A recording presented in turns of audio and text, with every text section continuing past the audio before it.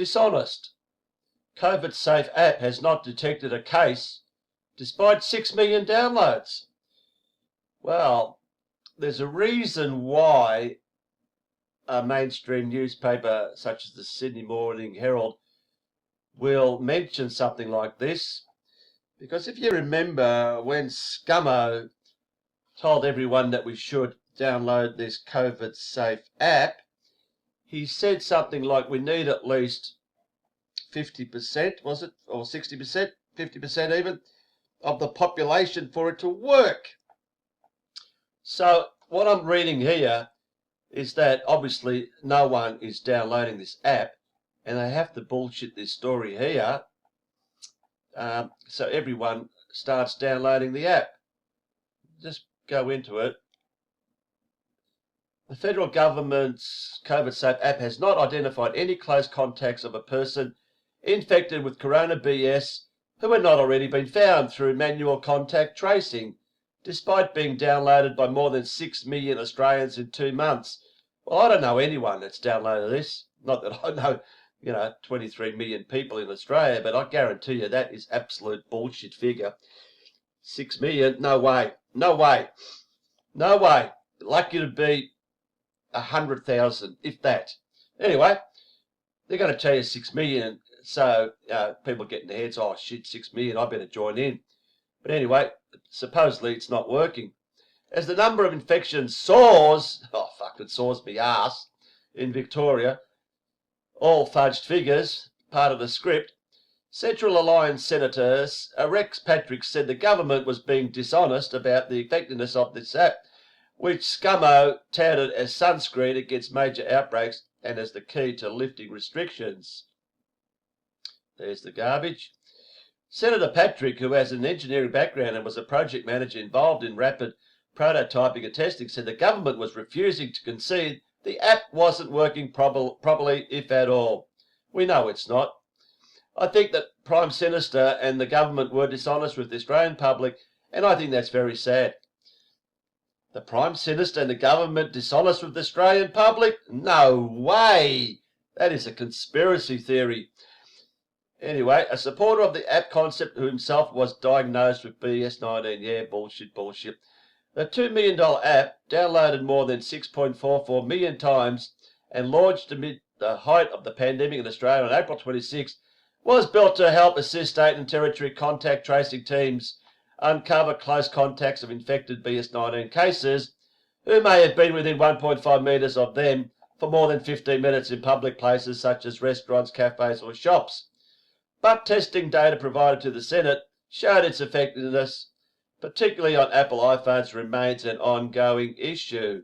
So you've got to wonder why they're telling us this, but like I said, there he is, Patrick. The testing data released to the Senate Select Committee on BS19 shows when an iPhone is locked, there remain issues with the app detecting another nearby iPhone user. Only 25 to 50% of the time did it work on May 26 in locked iPhone to iPhone testing. At launch it was worse, working only 25% of the time, blah, blah, blah. I'll just skip this bit. At the app's launch, Government Services Minister Stuart Robert said to be effective, users should have the app running in the background when they are coming into contact with others. Your phone does not need to be unlocked for the app to work. Go on and on. Labor's government service spokesman Bill Shorten, he's taken a bit of a drop there from the leader of the opposition. He is now government services spokesman.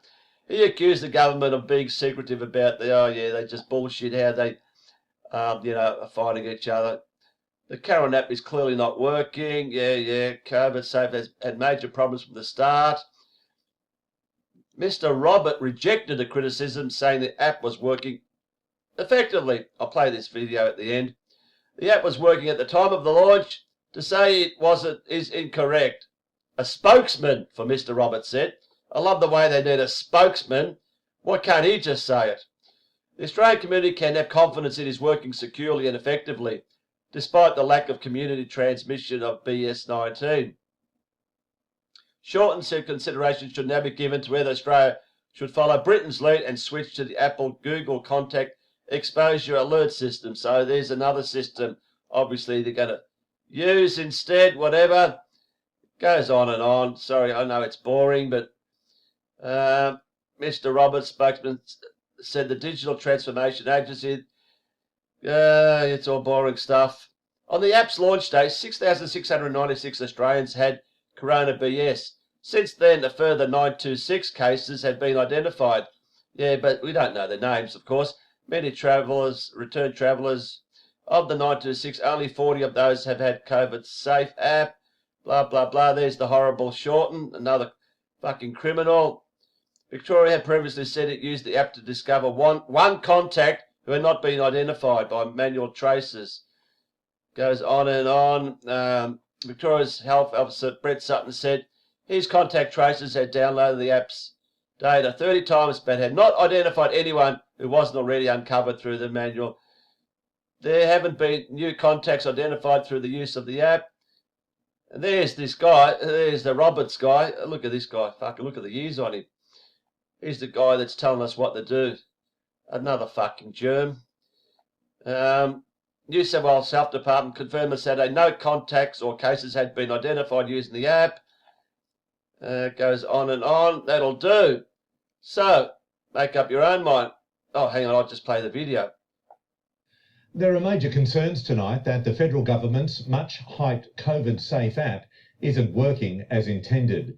9 News can reveal the app is yet to help authorities identify who has come into contact with confirmed cases. It was sold with plenty of promise. That is Australia's ticket. A ticket to freedom. So we can get back to the things we love. But so far, the $1.5 million app has hardly helped. There haven't been new contacts identified through the use of the COVID app. Victoria, New South Wales, South Australia and Tasmania yet to pick up a single close contact from the app who hadn't already been identified by contact tracers. And in Queensland and Western Australia, not one confirmed case had downloaded the app. The COVID-19 app is not working as we hoped it would because too few people have downloaded it. Other states say tracing has been easier because cases... There he is. He said it in a nutshell. Too few people have downloaded it. That's what this is all about. There's no way the mainstream will put this out there unless they've got an agenda. And that is for more people to quickly download it. That's the only reason they are telling us this. Have been in hotel quarantine, but in Victoria the virus is spreading in the community, and of the 568 cases confirmed since the app was launched, just over 30 had downloaded it. It will help protect you, it will help protect your family. The UK government's not convinced that apps are the right tool. No country currently has a functioning track and trace app. I can't speak to... See this weasel here, everyone. He is the Minister for Health, the Federal Minister for Health. If you've ever seen a weasel, this guy is a weasel. How the hell is this guy a politician? Honestly. Those comments. Australia's app doesn't notify users, only state governments, when someone has been in contact with a patient. And 9 News has been told in some cases the app didn't gather any data at all. The federal government is adamant the app is working, insisting the country's low case numbers is limiting how effective the app could be, and says it will be more useful as more restrictions are lifted and more people stand around each other. Jonathan Kersley.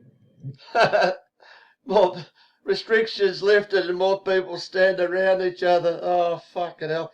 So ease the restrictions. Let us get back to normal. And then see what fucking data you get out of this bullshit app. I mean, it's all a freaking circus. Absolute circus.